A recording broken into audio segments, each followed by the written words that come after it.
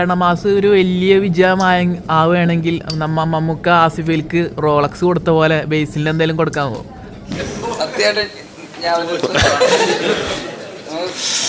ഒരു പഴം എടുത്തോ, ഒരു പഴം എടുത്തോ, ഫ്രീ. ഞാനങ്ങനെ സ്റ്റേജിൽ വെച്ച് പബ്ലിക്കായിട്ടല്ലെങ്കിലും ഇവന് ഞാൻ പലപ്പോഴായിട്ട് ഗിഫ്റ്റുകൾ കൊടുക്കാറുണ്ട്. ഇനി ഞാൻ ഗിഫ്റ്റ് തരുമ്പോൾ ഇവൻ നിങ്ങളെ വിളിച്ച് പറയുന്നതായിരിക്കും. ഇവൻ്റെ അടുത്ത് വന്ന് ഇവൻ്റെ പെർഫ്യൂം ഒന്ന് മണത്ത് നോക്കൂ. അതാര് ഗിഫ്റ്റ് തന്നാടാ? നീ തന്നെ. അതായത് ഞാൻ ഇവൻ്റെ അടുത്ത് ഇങ്ങനെ വെറുതെ ഇങ്ങനെ പറഞ്ഞു, അതായത് ഈ ഗൾഫിലൊക്കെ ഉള്ള നമ്മുടെ സുഹൃത്തുക്കളുണ്ടെങ്കിൽ അവർ വരുമ്പോൾ ഞാൻ ചോദിക്കും, അവിടെ പെർഫ്യൂമിനൊക്കെ എന്താ വില എന്ന് ചോദിച്ചു കഴിഞ്ഞാൽ അവർ നമുക്കൊരു പെർഫ്യൂമൊക്കെ മേടിച്ചുകൊണ്ട് വരും എന്ന് ഞാൻ ഇവൻ്റെ അടുത്ത് പറഞ്ഞു. പിന്നത്തെ ആഴ്ച ഞാൻ ദുബായിക്ക് ഏതോ പടത്തിൻ്റെ ARMൻ്റെ പ്രൊമോഷന് പോകാൻ സമയത്ത് ഇവൻ അവിടെ പെർഫ്യൂമിനൊക്കെ എന്തായിരിക്കും വില, അങ്ങനെ ഞാൻ വന്നപ്പോൾ മേടിച്ചു കൊടുത്തതാണിത്. ടോവിനോ, ഞാനാണ് ഇവൻ്റെ സാമ്പത്തിക ഉപദേഷ്ടാവ്. അത് എനിക്ക് തന്നെ പിന്നീട് പലപ്പോഴും പണിയായിട്ട് തിരിച്ചടിയായിട്ട് വന്നിട്ടുണ്ട്. ഈ പടത്തിൽ ഉൾപ്പെടെ എനിക്ക് തിരിച്ചടിയായിട്ട് വന്നിട്ടുണ്ട്. ടോവിനോ, ഇപ്പം സിനിമകളെല്ലാം സോറി പ്രദർശിപ്പിച്ചുകൊണ്ടിരിക്കുന്നത്, പക്ഷേ UAE-ലും സൗദിയിലും ഇത് പ്രദർശിപ്പിക്കുന്നില്ലായിരുന്നു. അതിൻ്റെ UAE-ലുണ്ട്, കുവൈറ്റിൽ ഇത് വാർത്ത വന്നായിരുന്നു. കുവൈറ്റ് UAE-ലല്ല. കുവൈറ്റിൽ കുറച്ച് ഷോട്ടുകൾ കട്ട് ചെയ്ത് കളഞ്ഞിട്ടുണ്ട്. സൗദിയിലും ആ സിനിമ പ്രദർശിപ്പിക്കാൻ പറ്റില്ല എന്ന് പറഞ്ഞു. അത് ഓരോ രാജ്യങ്ങളുടെ, നമുക്ക് നമ്മുടെ രാജ്യത്തിൻ്റെയൊക്കെ ആണെങ്കിൽ നമുക്കതിന് വേണമെങ്കിൽ ചോദ്യം ചെയ്യാം, നമുക്കതിന് വേണ്ടി ഫൈറ്റ് ചെയ്യാം. മറ്റു രാജ്യങ്ങളിൽ അവരുടെ നിയമം അങ്ങനെയാണ്. നമുക്ക് ഇപ്പം തൽക്കാലം അതിന് ഒന്നും ചെയ്യാൻ പറ്റാത്ത അവസ്ഥയാണ്. പക്ഷേ അത് കാര്യമാക്കേണ്ട കാര്യമില്ല. വേറെ ഒരുപാട് സ്ഥലങ്ങളിൽ നമുക്ക് റിലീസ് ചെയ്യാനായിട്ട് നമ്മൾക്ക് പരമാവധി പറ്റുന്ന, ഇത് പ്രശ്നമല്ലാത്ത എത്രയോ സ്ഥലങ്ങളുണ്ട്, അവിടെയൊക്കെ നമ്മൾ റിലീസ് ചെയ്യുന്നുണ്ട്. അവിടെയൊക്കെ നന്നായിട്ട് ആൾക്കാർ സിനിമനെ ആക്സെപ്റ്റും ചെയ്ത് കഴിഞ്ഞു. അവർക്ക് അതിനകത്ത് യാതൊരു പ്രശ്നവും തോന്നുന്നില്ല. അത് ഓരോ രാജ്യങ്ങളുടെ നിയമങ്ങളാണ്. അതല്ലാതെ ഇനിയും അടുത്ത ആഴ്ചയൊക്കെ ആകുമ്പോഴത്തേക്കും ഇനിയും കൂടുതൽ സ്ഥലങ്ങളിലേക്ക് ഞങ്ങൾക്ക് കഴിഞ്ഞ ആഴ്ച ഇപ്പോൾ ഈ റിലീസ് ചെയ്തപ്പോൾ സൈമിൾട്ടേനിയസ്ലി ഔട്ട്സൈഡ് ഇന്ത്യ പല സ്ഥലങ്ങളിലും റിലീസ് ചെയ്യാനായിട്ട് നമുക്ക് പറ്റിയിട്ടില്ലായിരുന്നു, പല കാരണങ്ങൾ കൊണ്ട്. അത് ഇനിയിപ്പോൾ നെക്സ്റ്റ് വീക്കൊക്കെ ആയിട്ട് അതും ഉണ്ടാവും. ഇപ്പോഴും ഈ ഭേദഗതികൾ എല്ലാത്തിലും ഇങ്ങനെ കാറ്റഗറൈസ് ചെയ്യപ്പെടുന്നുണ്ടോ? അല്ലിപ്പോൾ നമ്മുടെ നാട്ടിലാണെങ്കിലും പല കാര്യങ്ങളും. നിങ്ങൾ സൗദിയെ പറ്റി നമുക്കെല്ലാവർക്കും അറിയാം. അപ്പോൾ ഞാൻ 2019 പോയപ്പോൾ കണ്ടിട്ടുള്ള സൗദിയല്ല ഞാൻ പിന്നീട് 2023 പോയപ്പോൾ കണ്ടത്. അപ്പോൾ അതിനതിൻ്റെ സമയം കൊടുക്കും. അവരുടേതായിട്ടുള്ള ഭേദഗതികൾ വരുത്തുന്നുണ്ട്. ഇപ്പോൾ 2019 ഇന്ത്യ ഉണ്ടായിരുന്നതിനേക്കാൾ പ്രോഗ്രസീവായിട്ടാണോ റിഗ്രസീവായിട്ടാണോ നമ്മൾ മാറിയിരിക്കുന്നതെന്ന് ചോദിച്ചു കഴിഞ്ഞാൽ അത് ഭയങ്കര ഒരു ക്വസ്റ്റ്യനാണ്. നിങ്ങൾക്ക് തന്നെ കഴിഞ്ഞ 5-6 വർഷം കൊണ്ട് പുരോഗതിയാണോ ഉണ്ടായിരിക്കുന്നത് അല്ലെങ്കിൽ അധോഗതിയാണോ ഉണ്ടായിട്ടുള്ളതെന്ന് എനിക്ക് അക്കാര്യത്തിൽ സംശയമുണ്ട്. താങ്കൾക്ക് എന്താ തോന്നുന്നു, പുരോഗതിയാണോ? എനിക്ക് അക്കാര്യത്തിൽ സംശയമുണ്ട്. താങ്കൾക്ക് എന്ത് തോന്നുന്നു? എനിക്ക് ആ സംശയത്തിൽ ആരും ഇവിടെ എന്ത് പറഞ്ഞ, ആരൊക്കെയായിരുന്നു അഭിപ്രായം വ്യത്യാസമുള്ളത്? അധോഗതിയാണെന്ന് പറഞ്ഞ ആരും ഉണ്ടല്ലോ ഇവിടെ, ഞാൻ കേട്ടു.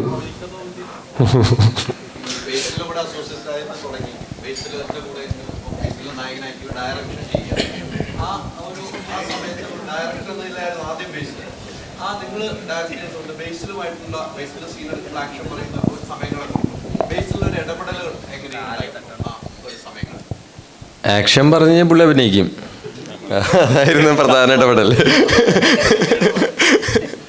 അല്ല, കമ്മ്യൂണിക്കേറ്റ് ചെയ്യാൻ എളുപ്പമായിരുന്നു. പ്രത്യേകിച്ച് നമുക്ക് അറിയുന്ന ആൾക്കാരായതുകൊണ്ട് ഒരു ഹ്യൂമറിൻ്റെ ഒരു പെർസ്പെക്റ്റീവ്, അല്ലെങ്കിൽ ഇത് കുറച്ച് ട്രിക്കി ആയിട്ടുള്ളൊരു ഫൺ പരിപാടിയാണ്. അപ്പോൾ ഇതേ കോമഡി തന്നെ വേറൊരാളുടെ അടുത്ത് പറഞ്ഞാൽ ചിരിക്കണമെന്നില്ല. അപ്പോൾ ഇത് ടാക്കിൾ ചെയ്യാൻ പറ്റുന്ന രീതിയിലുള്ള ആക്ടേഴ്സിനെ സെറ്റ് ചെയ്യുക എന്നുള്ളത് തന്നെ കുറച്ച് ടാസ്ക് ആയിരുന്നു. അപ്പോൾ ഒരു സിനിമയുടെ ഒരു കറക്റ്റ് ആക്ടേഴ്സിനെ കാസ്റ്റ് ചെയ്ത് കഴിഞ്ഞാൽ അതിൻ്റെ ഒരു 60% പണി കഴിഞ്ഞു എന്നാണ് എനിക്ക് തോന്നാറ്. അപ്പോൾ ഈ സിനിമയെ സംബന്ധിച്ച് ഞാൻ ആദ്യം കാസ്റ്റ് സെറ്റ് ചെയ്യുക എന്നുള്ളതായിരുന്നു എൻ്റെ മെയിൻ ടാസ്ക്. അപ്പോൾ ആ കാസ്റ്റിലുള്ള പ്രധാനപ്പെട്ട ആൾക്കാരെല്ലാവരും അവരുടെ പണി നന്നായിട്ട് എടുത്തിട്ടുണ്ട് എന്നുള്ളതുകൊണ്ട് എൻ്റെ പണി കുറച്ച് കുറവായിരുന്നു.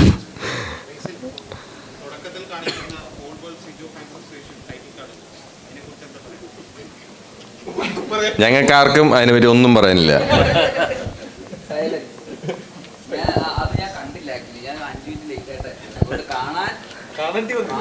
അല്ല, അതിന് തൊട്ട് മുമ്പ് ടോയ്ച്ചേട്ടൻ്റെ കാർഡ് വെക്കുന്നുണ്ട്.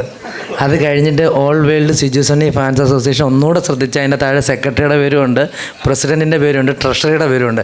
ഇനി ആരെങ്കിലും കാണുമ്പോൾ ഒന്നുകൂടെ ശ്രദ്ധിച്ചാൽ അത് കാണാൻ പറ്റും അത് ആരൊക്കെയാണ്. അപ്പോൾ കറക്റ്റായിട്ട് കിട്ടിക്കോളൂ.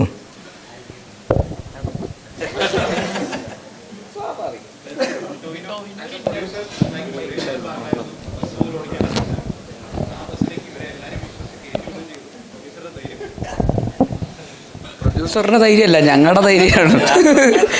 പ്രൊഡ്യൂസർ എന്താ ഇവിടെ ഇല്ലല്ലോ. സുരേഷ് ചേട്ടന് ബസ് ഓടിക്കാൻ അറിയില്ല എന്നെനിക്കറിയില്ലായിരുന്നു. അതുകൊണ്ടാണ് ധൈര്യത്തോടെ കയറ്റിവിട്ടത്. പിന്നെ ഒരു വണ്ടിയിൽ എല്ലാവരും കൂടെ പോകുന്ന സമയത്ത് ലോകം രക്ഷപ്പെട്ടെങ്കിൽ രക്ഷപ്പെട്ടോട്ടെ എന്ന് ഞാൻ വിചാരിച്ചു.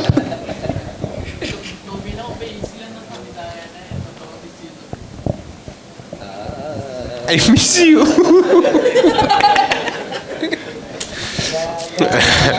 അത് ഓൺ എ സീരിയസ് നോട്ട് ഞങ്ങൾ തമ്മിൽ ഇതിനെപ്പറ്റി സംസാരിച്ചിട്ടുണ്ടായിരുന്നു. അപ്പോൾ ഞാൻ പറയാതെ തന്നെ ഇവനും അറിയുന്നുണ്ട്. ഒരുപക്ഷെ ഞാൻ ബേസിൽ എന്ന് പറയുന്ന സംവിധായകനെ മിസ് ചെയ്യുന്നതിനേക്കാൾ കൂടുതൽ ബേസിൽ എന്ന് പറയുന്ന സംവിധായകനെ മിസ് ചെയ്യുന്നുണ്ട്. അതെനിക്കും നല്ല കൃത്യമായിട്ട് അറിയാം. പക്ഷേ അങ്ങനെ തല്ലിപ്പഴിപ്പിക്കാൻ പറ്റില്ല. ആസ് എൻ ആക്ടർ ബേസിൽ നല്ല വൃത്തിയായിട്ട് അവൻ്റെ ജോലി ചെയ്തുകൊണ്ട് പോകുന്നുണ്ട്. ഇപ്പോൾ ഞാൻ as a friend, as an ഓഡിയൻ, as A producer ഒക്കെ ഞാൻ നോക്കുന്ന സമയത്ത് വളരെ സാറ്റിസ്ഫൈങ് ആയിട്ടുള്ള ആക്ടിങ് പെർഫോമൻസസ് ബേസിലിൻ്റെ ഭാഗത്തുനിന്ന് ഇഷ്ടംപോലെ ഉണ്ടാവുന്നുണ്ട്. കഴിഞ്ഞ ബേസിലിൻ്റെ സിനിമകളൊക്കെ കാണുമ്പോൾ മനസ്സിലാക്കാം. പക്ഷെ അതിനേക്കാൾ എനിക്ക് ഞങ്ങൾ തമ്മിലുള്ള കോൺവെർസേഷൻസിൽ നിന്ന് ഞാൻ മനസ്സിലാക്കിയിട്ടുള്ളത് ബേസിലിന് ആസ് എ ഡയറക്ടർ ഒരു സിനിമ ചെയ്യുമ്പോൾ ആണ് അതിനേക്കാൾ ഒരു ആസ് എൻ ആക്ടർ ഉള്ളതിനേക്കാൾ ഹൈ കിട്ടുന്നത്. അപ്പോൾ ഞങ്ങൾ തമ്മിൽ സംസാരിച്ചപ്പോൾ ഞാനും ഇവരോടും പറഞ്ഞിട്ടുള്ളത് ഒരു 3 വർഷം കൂടുമ്പോഴൊക്കെ ഒരു സിനിമ ഡയറക്റ്റ് ചെയ്യണം, പക്ഷെ അതുകൊണ്ട് അഭിനയം നിർത്തരുത് എന്നുള്ള അഭിപ്രായമാണ് എനിക്കുള്ളത്.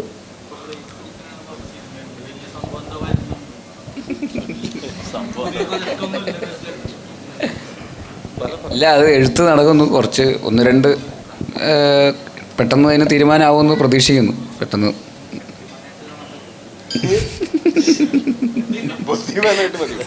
ഓൾറെഡി ബുദ്ധിമാനല്ലടാ, എന്തിനാണ് ഇനി വേറൊരു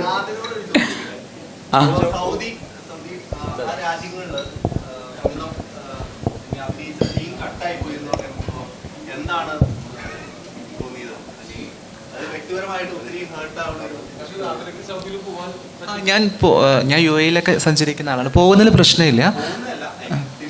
പക്ഷെ അത് വിഷമമുണ്ട്. എല്ലാവർക്കും ഉള്ളതുപോലെ തന്നെ എനിക്കും വിഷമമുണ്ടായി. പ്രത്യേകിച്ച് സിനിമയിൽ ആ സീൻ കട്ട് ചെയ്താലും എങ്കിലും ടെലികാസ്റ്റ് അല്ലെങ്കിൽ റിലീസ് ചെയ്യപ്പെടണമായിരുന്നു എന്നുള്ളതായിരുന്നു. സ്വാഭാവികമായിട്ടും ടോവിനോ ചേട്ടൻ പറഞ്ഞതുപോലെ നമ്മൾ കുറച്ച് വർഷം കൂടെ കഴിഞ്ഞാൽ ഇത് മാറി ചിന്തിക്കുന്ന ഒരു അവസ്ഥയിലേക്ക് എത്തും. കാരണം വളരെ കുറച്ച് വർഷമായിട്ടുള്ള അവിടെ സ്ത്രീകൾക്ക് ഡ്രൈവിംഗ് ലൈസൻസ് കൊടുത്തു തുടങ്ങിയിട്ടുള്ളത്. അപ്പം അതിനൊരു പുരോഗതി അല്ലെങ്കിൽ ഒരു മാറ്റമൊക്കെ സംഭവിക്കുന്ന പ്രതീക്ഷയുണ്ട്. എനിക്ക് തോന്നുന്നു മറ്റെല്ലാ സ്ഥലത്തും വലിയ പ്രശ്നമൊന്നും ഇല്ലാതെ തന്നെ കടന്നു പോകുന്നുണ്ട് നമ്മൾ.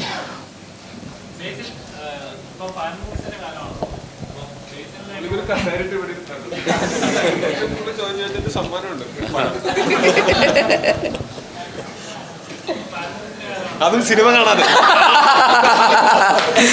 കാണാതെ 10-15 ചോദ്യമാണ് മിട്ട്. അപ്പൊ സിനിമ കണ്ടിരുന്നെങ്കിൽ എന്തായിരുന്നു. രാവിലെ വരെ ഇവിടെ ഇരുന്ന് സംസാരിച്ചാൽ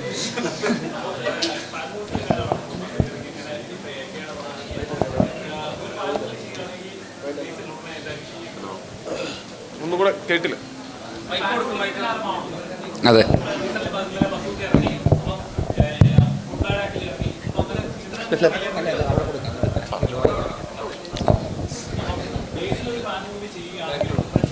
വേണ്ട ഞാൻ ഫ്രീ അല്ല. പെട്ടെന്നൊന്നും പ്ലാൻ ചെയ്യില്ല. ഡേറ്റ് ഇല്ലെന്ന് എനിക്കുമില്ല. ഇല്ല, ഒന്നും അങ്ങനെ അത് ഏതായിരിക്കും എന്നുള്ളത് ഞാൻ അനൗൺസ് ചെയ്യുമ്പോഴായിരിക്കും കുറച്ചുകൂടെ നല്ലതെന്ന് തോന്നുന്നു. ഇവിടെ നമ്മളിരുന്ന് സംസാരിക്കുന്നതിനേക്കാളും. പിന്നെ അങ്ങനെ ഒരു സിനിമ ചെയ്യുകയാണെങ്കിൽ തന്നെ അതിൻ്റേതായിട്ടുള്ള കഥയും കറക്റ്റായിട്ടുള്ള ആ രീതിയിലുള്ള ഒരു എലിവേഷനൊക്കെ ഉള്ളൊരു സിനിമ തന്നെ ചെയ്യുമ്പോഴേ അതിനനുസരിച്ച് അത് ജസ്റ്റിഫൈഡ് ആവുള്ളൂ. ഇല്ലെങ്കിൽ ഒരു നെയിം സേക്ക് അങ്ങനെ ഒരു സിനിമ ചെയ്യുന്നതിലൊരു അർത്ഥമില്ല. അപ്പോൾ ഞാൻ അത്രയും റെഡി ആകുമ്പോൾ മാത്രമേ അങ്ങനെ ഒരു സിനിമ സംഭവിക്കുകയുള്ളൂ. സംഭവിക്കുമ്പോൾ ഞാനത് എന്തായാലും അറിയിക്കുകയും ചെയ്യും. അത് ഇതുവരെ ചെയ്തിട്ടില്ലാത്ത ഒരു നടനെ വെച്ചിട്ടായിരിക്കും എന്തായാലും, ഒരു സംശയമില്ല. അടുത്തിരിക്കുന്ന നടനല്ലാന്ന് ഉറപ്പാണ്. ഉറപ്പായിട്ട് പബ്ലിക്കിൽ ഇങ്ങനെ പറയണമെന്നുള്ളൂ, പക്ഷെ എന്നെ വിളിച്ചിട്ട് ഭയങ്കര ഫാനാണെന്നൊക്കെ പറയാറുണ്ട്. ഒരു പ്രൊഡ്യൂസർ എന്ന നിലയിലേക്ക് മാറിക്കഴിഞ്ഞപ്പോഴുണ്ടല്ലോ, ഞാനങ്ങനെ മാറിയിട്ടേ ഇല്ല, അങ്ങനെ മാറ്റാൻ നോക്കണ്ട. സാഹചര്യങ്ങളാണല്ലോ ഇപ്പൊ നിർമ്മാതാക്കളുടെ സംഘടനയുമായിട്ടുള്ള പ്രശ്നങ്ങൾ വലിയ രീതിക്ക് നടക്കുന്നത്. ചില സിനിമയുടെ ഞങ്ങളുടെ സംഘടനയുമായിട്ട് ആർക്കാണ് പ്രശ്നം? ചില വിവരങ്ങൾ പുറത്തുവിടുന്നു. ഞങ്ങൾ നിർമ്മാതാക്കളുടെ സംഘടനയുമായിട്ട് ആർക്കാണ് പ്രശ്നം? ചില വിവരങ്ങൾ പുറത്തുവിടുന്നു. ഇപ്പം ഈ സിനിമ ഇന്ന് ഇറങ്ങിയിരിക്കുകയാണ്, ഇന്നലെ ഇറങ്ങിയിരിക്കുകയാണ്. ഇനി ഒരു മാസം കഴിയുമ്പോൾ അവർ ഇതിന്റെ എമൗണ്ട് പുറത്തുവിടുന്നു. വെയിറ്റിംഗ്. ആരെങ്കിലും കള്ളക്കണക്ക് നടത്തണമെന്ന് എനിക്ക് അങ്ങനെ വേണം അറിയാനായിട്ട്. അങ്ങനത്തെ സംഭവങ്ങളൊക്കെ നടക്കുന്നുണ്ട്. ഒരു ആക്ടറാണ്, ഇപ്പോൾ നിർമ്മാതാവുമായിട്ടുണ്ട്. അത്തരം ഒരു രീതി ഒരു സിനിമ നിർമ്മിക്കാൻ വരുന്ന, ഇപ്പം ടോവി ഇവിടെ ഉള്ള ആൾ വരുന്നു, ഇപ്പം ടോവിയുടെ സിനിമ പുറത്ത് നിന്ന് ഒരാൾ നിർമ്മിക്കാൻ വരുമ്പോൾ ഈ സിനിമ മലയാള സിനിമയുള്ള പരാജയത്തിൻ്റെ കണക്കുകൾ അവതരിപ്പിക്കുമ്പോൾ ഒരു നിർമ്മാതാവ് സ്വയം മാറിപ്പോകുന്ന സാഹചര്യം പല സിനിമയ്ക്കൂടെ സംഭവിച്ചിട്ടുണ്ട്. അത്തരം ഒരു രീതിയൊക്കെ ഇപ്പം നിർമ്മാതാവെന്ന നിലയിൽ തന്നെയാണ് ഞാൻ ചോദിക്കുന്നത്. അങ്ങനെ അത്തരം രീതിയൊക്കെ തുടർന്നു കഴിഞ്ഞാൽ ഈ സിനിമ മലയാള സിനിമയ്ക്ക് നഷ്ടങ്ങൾ ഉണ്ടാകുമെന്ന് പേഴ്സണലി എൻ്റെ അഭിപ്രായം കേട്ടോ. നഷ്ടങ്ങൾ ഉണ്ടാവുള്ളൂ, അതിന് പുരോഗതി ഒരിക്കലും ഉണ്ടാകില്ല. ആ രീതി എങ്ങനെയാണ് ടോവി കാണുന്നത്? നമുക്കത് ആരെയും പറഞ്ഞ് മനസ്സിലാക്കാനോ അങ്ങനെ അത് പറഞ്ഞു നന്നാക്കാനോ ഒന്നും നമുക്ക് പറ്റില്ല. പക്ഷേ നമ്മളിതിൻ്റെ ഫാക്റ്റുകൾ നമ്മൾ ചിന്തിക്കുകയാണെങ്കിൽ, ഫാക്ട് ചെക്ക് ചെയ്യുകയാണെങ്കിൽ, കഴിഞ്ഞ കൊല്ലത്തെ 2024 മലയാള സിനിമയുടെ ഒരു സക്സസ് പെർസെൻറ്റേജ് എന്ന് പറയുന്നത് ഭയങ്കര കൂടുതലാണ് കമ്പയർഡ് ടു മറ്റു പല ഇൻഡസ്ട്രികൾ, അല്ലെങ്കിൽ കമ്പയർഡ് ടു ഇതിൻ്റെ മുൻ വർഷങ്ങളിലെ മലയാള സിനിമയുടെ ഒരു സക്സസ് പെർസെൻറ്റേജ് വെച്ച് നോക്കുമ്പോൾ. കാര്യം ഒരു 12% എന്നൊക്കെ പറയുന്നത് ഒരു വലിയ സക്സസ് പെർസെൻറ്റേജ് ആണെന്നാണ് ഇതിൻ്റെ കണക്കുകൾ പരിശോധിച്ചാൽ നമുക്ക് മനസ്സിലാവുന്നത്. അപ്പോൾ അത് പ്രതിസന്ധിയാണെങ്കിൽ പിന്നെ ബാക്കിയെല്ലാം പ്രതിസന്ധിയാണ്. മലയാള സിനിമയ്ക്ക് പ്രതിസന്ധികൾ, പലതരത്തിലുള്ള പ്രതിസന്ധികൾ ഉണ്ടായിക്കൊണ്ടിരിക്കും. അതിനെയൊക്കെ അതിജീവിച്ചിട്ട് ഇത്രയും വർഷം നിലനിന്ന നമ്മളുടെ സിനിമാ വ്യവസായം ഇനിയും നിലനിൽക്കും. പ്രതിസന്ധികളുണ്ടാകുമ്പോൾ പരസ്പരം ചെളി വാരി എറിയുന്നതിനേക്കാൾ ഞാൻ മനസ്സിലാക്കുന്നത് കൂട്ടായിട്ടുള്ള സഹകരണങ്ങളിലൂടെയാണ് നമുക്ക് നമ്മളുടെ എന്നും മലയാള സിനിമ നിലനിന്നിട്ടുള്ളത്. അങ്ങനെ ഒരു സഹകരണ അടിസ്ഥാനത്തിലാണ് അങ്ങോട്ടും ഇങ്ങോട്ടുമൊക്കെ. അത് തന്നെ തുടർന്ന് പോവുകയും നമ്മളെല്ലാം ഈ ഇൻഡസ്ട്രി അങ്ങനെ അന്യം നിന്ന് പോവുകയൊന്നുമില്ല. അങ്ങനെ പൂട്ടിയിടാനും പറ്റില്ല. ഇപ്പം ഞാൻ ഉൾപ്പെടെ, ഇവിടെ ഇരിക്കുന്ന എല്ലാവരും ഉൾപ്പെടെ ആരെയും സിനിമയ്ക്ക് ആവശ്യമില്ല. നമുക്കൊക്കെയാണ് സിനിമ ആവശ്യം. അപ്പോൾ നമ്മളൊക്കെ തുടർന്നും ഈ എത്രത്തോളം സഹകരിച്ച് എത്രത്തോളം ആത്മാർത്ഥമായിട്ട് വർക്ക് ചെയ്യാൻ പറ്റുമോ അതുപോലെ തന്നെയാണ് ഇനിയും തുടർന്നും വർക്ക് ചെയ്യാൻ പോകുന്നത്. ഇതിനകത്ത് ആരൊക്കെ എന്തൊക്കെ പറഞ്ഞാലും അൾട്ടിമേറ്റായിട്ട് നമുക്കൊക്കെ സിനിമയോടുള്ള സ്നേഹവും സിനിമ കണ്ടിട്ട് ആസ്വദിക്കുന്ന ആൾക്കാർക്ക് ഉണ്ടാവുന്ന ആ ഒരു സാറ്റിസ്ഫാക്ഷനും സന്തോഷവും അത് മാത്രമാണ്. അതുള്ളിടത്തോളം കാലം എന്ത് പ്രതിസന്ധിയെയും തരണം ചെയ്യാവുന്നതേ ഉള്ളൂ.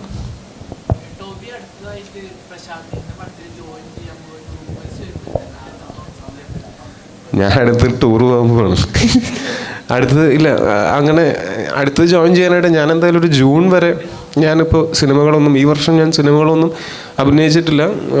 എനിക്ക് ആകെ ഞാൻ ഒരു കുറച്ച് ദിവസം നരിവേട്ട കഴിഞ്ഞിട്ട് ഞാൻ വേറെ സിനിമകളിലൊന്നും അഭിനയിച്ചിട്ടില്ല. ഞാനും കുറച്ച് യാത്രകളൊക്കെ ചെയ്യാനുള്ള താല്പര്യമുണ്ട്. അതുകൊണ്ട് അങ്ങനെ യാത്രകളൊക്കെ ചെയ്തുകൊണ്ടിരിക്കുകയാണ്. അപ്പോൾ അടുത്ത ആഴ്ച ഞാനൊന്ന് ഡിസ്കഷൻസ് പലതും നടക്കുന്നുണ്ട്. ഇപ്പോൾ ആ സമയം ഞാൻ അതിന് വേണ്ടിയിട്ടാണ്, യാത്രയ്ക്കും ഇനി മുന്നോട്ടുള്ള സിനിമകളുടെ ഡിസ്കഷനും വേണ്ടിയിട്ടാണ് ഞാൻ ആ സമയം മാറ്റി വെച്ചിട്ടുള്ളത്. അതിൻ്റെ ഒപ്പം ഇപ്പോൾ അടുത്ത ആഴ്ച ഞാനൊന്ന് തായ്വാനിൽ പോവുകയാണ്. അവിടെ തായ്പേയിൽ ഗോൾഡൻ ഹോഴ്സ് ഫിലിം ഫെസ്റ്റിവലിൽ ഫാൻറ്റസി ഓഫ് ദ ഇയർ എന്ന് പറഞ്ഞിട്ട് നമ്മളുടെ ARM അവിടെ സ്ക്രീൻ ചെയ്യപ്പെടുന്നുണ്ട്. അപ്പോൾ ഞാൻ വേറെ ഏതെങ്കിലും സിനിമയുടെ ഷൂട്ടിലായിരുന്നെങ്കിൽ എനിക്ക് തായ്പേ കാണാൻ പറ്റൂലായിരുന്നു. അപ്പോൾ ഞാൻ ഫ്രീ ആണെങ്കിൽ വാ എൻ്റെ റൂമിൽ കിടക്കാം. ഓക്കെ, അപ്പോൾ അങ്ങനെ അതിന് പോകുന്നുണ്ട്. അപ്പോൾ അങ്ങനെ പിന്നെ ഫാമിലി ആയിട്ടൊക്കെ കൂടുതൽ സമയം സ്പെൻഡ് ചെയ്യാനായിട്ട്. മറ്റേത് ചേട്ടൻ ബാക്കിയുള്ള കാര്യങ്ങളൊക്കെ നോക്കിക്കോളുമായിരുന്നു. ഇപ്പോൾ ചേട്ടൻ തിരക്കിലായതുകൊണ്ട് ഞാനാണ് വീട്ടിൽ പ്രധാനപ്പെട്ട കാര്യങ്ങളൊക്കെ നോക്കുന്നത്. ഞാനാണ് താരതമ്യേന തിരക്ക് കുറഞ്ഞ ആൾ വീട്ടിലെ ഗൃഹനാഥൻ. പക്ഷേ ഈ പറഞ്ഞ പോലെ ഇനി വരുന്ന സിനിമകൾ ഒക്കെ എന്ന് വെച്ചാൽ അതിൻ്റെ സമയാസമയങ്ങളിൽ ഞാൻ അപ്ഡേറ്റുകൾ സോഷ്യൽ മീഡിയയിലൂടെയോ അല്ലെങ്കിൽ ഇതുപോലെ എപ്പോഴെങ്കിലും നമുക്കിരുന്ന് പങ്കുവയ്ക്കാം. ഇപ്പം എക്സ്ക്ലൂസീവ് ചോദിക്കില്ലേ, അപ്പോൾ പിന്നെ അത് എക്സ്ക്ലൂസീവ് ആവില്ലല്ലോ. പള്ളിച്ചട്ടമ്പിയുണ്ട്, അടുത്ത് തുടങ്ങാൻ പോകുന്നത് പള്ളിച്ചട്ടമ്പിയാണ്.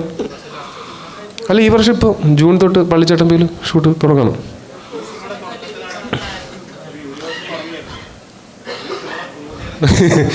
അതെ, ഇന്ന് ഇവിടെ വെച്ച് പറയുന്നു, ആർക്കെങ്കിലും ഷെയ്ഖിൻ്റെ കിട്ടിയില്ലെങ്കിലും ഒരു കുഴപ്പമില്ല, അല്ലേ? ഷെയ്ഖിൻ്റെ കൊടുക്കാൻ പോയിട്ട് കിട്ടിയില്ലെങ്കിലും ഒരു കുഴപ്പമില്ല. ഇന്ന് മുതൽ നമ്മൾ അതിനെ അവസാനിപ്പിക്കണം. ആ ടെൻഷനിൽ ജീവിക്കാൻ വയ്യ. ആർക്കെങ്കിലും ഷെയ്ഖിൻ്റെ കൊടുക്കാനോ കൊടുക്കാതിരിക്കാനോ ഒക്കെ എവിടെ പോയാലും അബദ്ധങ്ങൾ മനുഷ്യന്മാർക്ക് പറ്റുന്നതാണ്. അങ്ങനൊരു അബദ്ധം എനിക്കും പറ്റി, ഇവനും പറ്റി, കുറേ ആൾക്കാർക്കും പറ്റി. പക്ഷേ അങ്ങനത്തെ ഒരു പ്രഷറിലേക്ക് ആൾക്കാരെ തള്ളിവിടാതിരിക്കുക. കഴിയുമെങ്കിൽ ആ യൂണിവേഴ്സ് നിങ്ങളെല്ലാവരും കൂടെ ഒന്ന് അവസാനിപ്പിക്കുക. ഗോപാലേട്ടന് സ്തുതി. ഞാൻ ആ പേരും പറഞ്ഞ് എൻ്റെ കുറച്ച് പടങ്ങൾ പുള്ളിനെ കൊണ്ട് പ്രൊഡ്യൂസ് ചെയ്യിക്കണം. ഞാൻ ചെന്ന് എനിക്കത് ഭയങ്കര ക്ഷീണമായി പോയി, 2 പടം പ്രൊഡ്യൂസ് ചെയ്താൽ ഞാൻ ക്ഷമിക്കാം എന്നൊക്കെ ചെന്ന് പറയണം. എന്താ പേര്? അനസ് തെറ്റി വിളിച്ച ഭയങ്കര മോശമായി പോവും. ഓക്കെ പോട്ടെ. ഞാൻ അവിടെ ഒരു തമാശ ഉദ്ദേശിച്ചതാ, നടന്നില്ല. പോട്ടെ.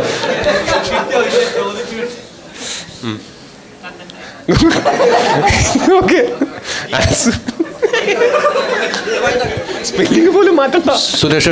സുരേഷേട്ടാ ഒരു വേറെ കാര്യം കൂടി ചോദിക്കാനുണ്ട്. ഇപ്പം ഈ സിനിമകളിലൊക്കെ സെൻസർ ബോർഡിൻ്റെ ഒരു ഇടപെടൽ, താങ്കൾ സീനിയറായ ഒരാളുകളൊക്കെ വർഷങ്ങളായിട്ട് സിനിമ അഭിനയിച്ചുകൊണ്ടിരിക്കുകയാണ്. സെൻസർ ബോർഡിൻ്റെ ഒരു ഇടപെടൽ കൃത്യമായി ചില സിനിമകൾക്ക് നടന്നു വരുന്നു.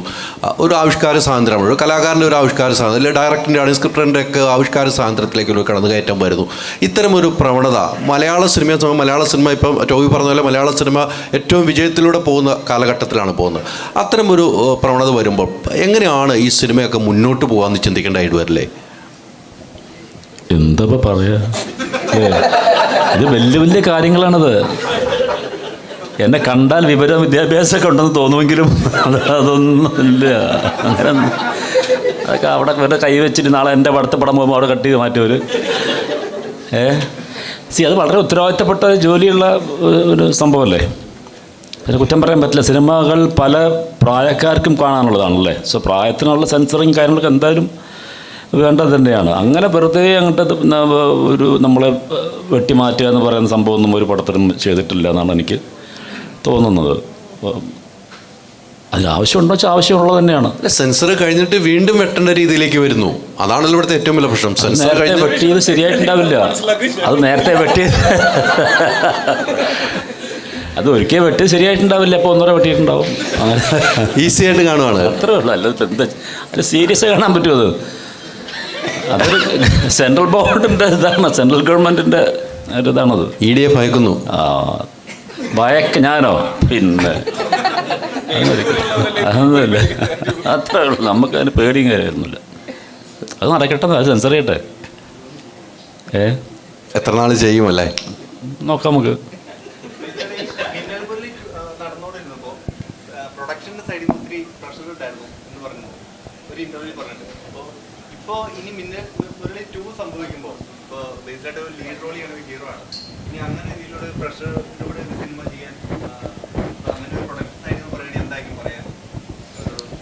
ഇല്ല, അങ്ങനെ പ്രഷർ ഉണ്ടാവുക എന്ന് പറയുന്നത് സ്വാഭാവികമായിട്ടുണ്ടാകുന്ന പ്രഷറാണ്. ഇപ്പോൾ ഈ സിനിമയിലാണെങ്കിലും മരണമാസത്തിന് ശിവപ്രസാദിന് പ്രഷർ ഉണ്ടായിരുന്നു എന്ന് ചോദിച്ചാൽ ശിവപ്രസാദ് പ്രഷർ ഉണ്ടായിരുന്നു എന്നേ പറയുള്ളൂ. തീർച്ചയായിട്ടും സിനിമയുടെ സ്കെയിലും ഇതൊക്കെ ആയിട്ടുള്ള ഡിമാൻഡ് ചെയ്യുന്നതിൻ്റേതായിട്ടുള്ള പ്രഷർ എന്തായാലും നമ്മൾ ഇവിടുത്തെ ഒരു റീജിയണൽ ഇൻഡസ്ട്രി ആകുമ്പോൾ ഉണ്ടാകുന്ന എല്ലാ പ്രശ്നങ്ങളും എന്തായാലും ഏത് സിനിമ ചെയ്താലും ഉണ്ടാകും. അതിപ്പോൾ മിന്നൽ മുരളി 2 ചെയ്താലും ഒക്കെ അതിനനുസരിച്ചിട്ട് അതിൻ്റേതായിട്ടുള്ള പ്രഷർ എന്തായാലും ഉണ്ടാകും. കാരണം ആ സിനിമ ആസ്പയർ ചെയ്യുന്നത് അതിലും വലിയൊരു സിനിമയായിട്ടായിരിക്കും. അപ്പോൾ തീർച്ചയായിട്ടും ആ ബജറ്റിലും വലിയ സിനിമയായിട്ടായിരിക്കും അതിൻ്റെ ഒരു അംബീഷൻ എന്ന് പറയുന്നത്. അപ്പോൾ തീർച്ചയായിട്ടും അത് പ്രഷറിൽ തന്നെ വർക്ക് ചെയ്യാൻ പറ്റുള്ളൂ. പ്രഷറിൽ അങ്ങനെ ചെയ്യുമ്പോഴാണ് ആക്ച്വലി നമുക്കും കൂടുതൽ ക്രിയേറ്റീവ് ആവുകയും കൂടുതൽ ഇന്നോവേറ്റീവായിട്ടൊക്കെ നമുക്ക് പുതിയ കാര്യങ്ങൾ ചെയ്യാനും പറ്റുക. നമ്മൾ ഭയങ്കര ലക്ഷറിയിൽ നമ്മൾ വർക്ക് ചെയ്ത് കഴിഞ്ഞാൽ നമ്മൾ താഴോട്ട് ഉഴപ്പിപ്പോകും. ഇത് ശരിക്കും നമ്മൾ കുറേ സിനിമകളിൽ വർക്ക് ചെയ്യുമ്പോൾ നമ്മൾ കാണുന്നതെന്ന് വെച്ചാൽ എപ്പോഴും പ്രൊഡ്യൂസറും ഡയറക്ടറും തമ്മിൽ നിരന്തരമായിട്ട് അങ്ങനെയുള്ള കോൺഫ്ലിക്റ്റുകൾ ഉണ്ടായിക്കൊണ്ടിരിക്കണം എന്നാണ്. അത് 2 സൈഡിൽ നിന്ന് നോക്കുന്ന സമയത്ത് ഒരു ഡയറക്ടർ അങ്ങനത്തെ കോൺഫ്ലിക്റ്റുകൾ ഇല്ലാതെ വീക്കായി പോയി കഴിഞ്ഞാൽ ചിലപ്പോൾ സിനിമയ്ക്ക് ആവശ്യമുള്ള സാധനങ്ങൾ ചോദിച്ച് മേടിക്കാൻ പറ്റാണ്ടായി പോകും. അങ്ങനെ ആവശ്യമുള്ള സാധനങ്ങൾ ചോദിച്ച് മേടിക്കാൻ വേണ്ടിയിട്ട് ഡയറക്ടറും ഫൈറ്റ് ചെയ്യണം. എന്നാൽ അമിത ചിലവോ അനാവശ്യ ചിലവോ ഇല്ലാതിരിക്കാൻ വേണ്ടിയിട്ട് പ്രൊഡ്യൂസറും ഫൈറ്റ് ചെയ്യണം. അതിൻ്റെ പേരിലുള്ള പ്രഷറാണ് ഉണ്ടാവുന്നത്. പക്ഷേ ഏറ്റവും നന്നായിട്ട് ഈ പറഞ്ഞ ഇങ്ങനത്തെ കോൺഫ്ലിക്റ്റുകൾ ഉണ്ടാകുന്നതിനെ പരിഹരിച്ച് സിനിമയ്ക്ക് എന്താണോ ആവശ്യം അത് നേടിയെടുക്കുന്ന ഡയറക്ടറും അനാവശ്യമായിട്ടുള്ള എന്തുണ്ടോ അതൊക്കെ കട്ട് ചെയ്ത് മാറ്റുന്ന പ്രൊഡ്യൂസറുമുള്ളൊരു സിനിമയാണ് ഏറ്റവും അതിൻ്റെ കറക്റ്റ് ബഡ്ജറ്റിൽ ഏറ്റവും നല്ല ഔട്ട്പുട്ട് നമുക്ക് ഉണ്ടാക്കാൻ പറ്റുക. അപ്പോൾ അതുകൊണ്ട് അങ്ങനെ ഉണ്ടാകുന്ന അഭിപ്രായങ്ങളും അഭിപ്രായ വ്യത്യാസങ്ങളും ഒക്കെ സിനിമയ്ക്ക് ഗുണമേ ചെയ്യുള്ളൂ. പിന്നെ എപ്പോഴും നമ്മൾ ഈ നമ്മളുടെ ഈ നമുക്ക് കുറേ വെല്ലുവിളികളും പ്രതിസന്ധികളും കുറേ കോൺസ്ട്രെയിൻസും ഒക്കെ നമുക്കുണ്ടാവും. അതൊക്കെയാണ് നമ്മളെ കൊണ്ട് കൂടുതൽ ക്രിയേറ്റീവായിട്ട് ചിന്തിക്കാനും അതങ്ങനെ സിനിമകൾ എടുക്കാനും ഒക്കെ സഹായിക്കുന്നത്. ഭയങ്കര കൺവീനിയൻ്റ് ആയിട്ടുള്ള സാഹചര്യങ്ങളിൽ നമ്മുടെ ക്രിയേറ്റിവിറ്റി ഉറപ്പായിട്ടും വളരെ സ്ട്രഗിൾ ചെയ്യും. അത് ആ കൺവീനിയൻസ്, പല മൈനർ ഇൻകൺവീനിയൻസസ് ചിലപ്പോൾ നമുക്ക് ഉണ്ടാക്കി തരുന്നത് ചിലപ്പോൾ ഒരു പുതിയൊരു ക്രിയേറ്റീവ് രീതികളോ അങ്ങനത്തെ പുതിയ കാര്യങ്ങളിലേക്ക് നമ്മൾ പരീക്ഷിച്ച് നോക്കുന്നത് അങ്ങനത്തെ ഇൻകൺവീനിയൻസസ് ഉണ്ടാകുമ്പോഴാണ്. അപ്പോൾ നല്ലതാണ് അങ്ങനെ പ്രഷർ. അല്ല, നമ്മൾ ഉറപ്പായിട്ടും നമ്മൾ അങ്ങനത്തെ കാര്യങ്ങളിൽ, അതായത് ബഡ്ജറ്റ് അമിതമായിട്ട്, ഇപ്പോൾ മഴ കൊണ്ടുള്ളത് നമുക്കറിയാം, അതല്ലാതെ അമിതമായിട്ട് പോകാതിരിക്കാൻ ഞാനും, എന്നാൽ ഈ സിനിമയ്ക്ക് ആവശ്യമുള്ളതെല്ലാം നേടിയെടുക്കാനായിട്ട് ശിവനും അങ്ങനെ നിന്നാൽ മാത്രമേ നമുക്ക് ഐഡിയൽ ബഡ്ജറ്റിൽ ഒരു ഐഡിയൽ ഔട്ട്പുട്ടുള്ളൊരു സിനിമ ഉണ്ടാക്കാൻ പറ്റുള്ളൂ. അത് ഹെൽത്തിയാണെന്നാണ് ഞാൻ വിശ്വസിക്കുന്നത്. അല്ലെങ്കിൽ ഒരു സിനിമയ്ക്ക് ഇപ്പോൾ ബജറ്റിൻ്റെ കാര്യം പറയുമ്പോൾ ഒരു കാര്യം കൂടി ചോദിച്ചത്, ഇപ്പം ടോബ് കൃത്യമായ കാര്യങ്ങളാണ് ഇപ്പോൾ പറഞ്ഞു വയ്ക്കുന്നത്. നമുക്ക് സിനിമയുടെ, നമ്മളിപ്പോൾ ആദ്യം നിർമ്മാതാക്കളുടെ സംഘടന കൊടുക്കുന്ന ഒരു ബജറ്റ് ഉണ്ടാവും, നമ്മൾ സിനിമയുടെ ബജറ്റ് കൊടുക്കും. ഇത് അമിതമായി കൂടി എന്ന് നിർമ്മാതാക്കൾ പറഞ്ഞു. പക്ഷേ അതിൻ്റെ കൂടുന്ന കാരണമാണ് ഇപ്പോൾ പറഞ്ഞത്. മഴ പെയ്തു കഴിഞ്ഞാൽ നമുക്ക് ദിവസം കൂടുന്നു, നമ്മൾ പൈസ കൊടുത്തില്ല, നിർമ്മാതാവ് പൈസ കൊടുത്തുകൊണ്ടിരിക്കണം. ആദ്യം കൊടുക്കുന്ന കണക്ക് മാത്രമേ നിർമ്മാതാക്കളുടെ സംഘടനയിലുള്ളൂ. പിന്നീട് മഴ കൂടി, ആ മഴ കൂടിയപ്പോൾ എനിക്ക് ഇത്രയായിരുന്നു, അവിടെ കണക്ക് കൊടുക്കാനോ കണക്ക് ചോദിക്കാനോ അവർ വരുന്നില്ല. അത്തരം രീതികൾ കൃത്യമായി ഇടപെടാതെയാണ് ഇവർ ചില പണമിടപാട് പുറത്തുവിടുന്നത്. ഇപ്പം ടോവിക്ക് തന്നെ ഈ സിനിമയ്ക്ക് കൊടുത്തതിന് ബജറ്റ് ആയിരിക്കില്ല ഇപ്പോൾ ഈ സിനിമ തീരുമ്പോൾ, ഒരിക്കലും ആയില്ല. ഇത്ര ദിവസം മഴ പെയ്തെന്ന് പറയുമ്പോൾ തന്നെ നമുക്കറിയാം എത്ര പേർക്ക് പൈസ കൊടുക്കണം. ബാറ്റ ഉൾപ്പെടെ, നെറ്റ് ബാറ്റയാണ്, ഇരട്ടി ബാറ്റയാണ് വരുന്നത്, അതുൾപ്പെടെ ബജറ്റ് കൂടുകയാണ്. അതൊന്നും കണക്കിൽപ്പെടുത്താതെയാണ് നിർമ്മാതാക്കൾ ചില കണക്കുകൾ പുറത്തുവിടുന്നതെന്ന് തോന്നുന്നു. കണക്കിൽപ്പെടുത്തിയിട്ട് കണക്കുകൾ പുറത്തുവിട്ടാലും എന്താ വ്യത്യാസം? അതായത് പൈസ നമുക്ക് ഈ സിനിമയ്ക്ക് ആവശ്യമുള്ള ബഡ്ജറ്റ് ഈ സിനിമയ്ക്ക് ആയിട്ടുണ്ട്. മഴ പോലുള്ള കാര്യങ്ങൾ നമുക്ക് നിരോധിക്കാനൊന്നും പറ്റില്ലല്ലോ. ഇപ്പോൾ ഒരു വർഷത്തിലൊരു 8-9 മാസവും മഴയുള്ള ഒരു സംസ്ഥാനമായിട്ട് നമ്മളുടെ മാറിക്കൊണ്ടിരിക്കുന്നു. അപ്പോൾ നമുക്ക് അതിനനുസരിച്ച് അഡ്ജസ്റ്റ് ചെയ്ത് ഷൂട്ട് ചെയ്യുക, അങ്ങനത്തെ ഒരു ബഫർ കാണുക എന്നുള്ളതല്ലാതെ നമുക്ക് എന്ത് ചെയ്യാൻ പറ്റും? ആരെ ബ്ലെയിം ചെയ്യാൻ പറ്റും? നമുക്ക് പ്രപഞ്ചത്തിനെ ബ്ലെയിം ചെയ്തിട്ട് ഒന്നും ചെയ്യാൻ പറ്റില്ലല്ലോ. ഓക്കെ, അതെല്ലാം ഈ പറഞ്ഞ പോലെ കാലാകാലങ്ങളായിട്ട് നടക്കുന്ന പോലെ തന്നെ ഇനിയും നടന്നുകൊണ്ടിരിക്കും. പണ്ടും മഴയുണ്ടായിരുന്നു, ഇപ്പോഴും മഴയുണ്ട്. നമ്മൾ അതിനനുസരിച്ച് എല്ലാവരും കൂടെ സഹകരിച്ച്, ഞാൻ നേരത്തെ പറഞ്ഞതാണ്, സഹകരണ അടിസ്ഥാനത്തിൽ മുന്നോട്ട് പോവുക എന്നുള്ളത് തന്നെയാണ്. അപ്പോൾ ഒത്തിരി സന്തോഷം കേട്ടോ, നല്ല സിനിമ. ഓക്കെ, അപ്പോൾ ഇത്രയും നേരം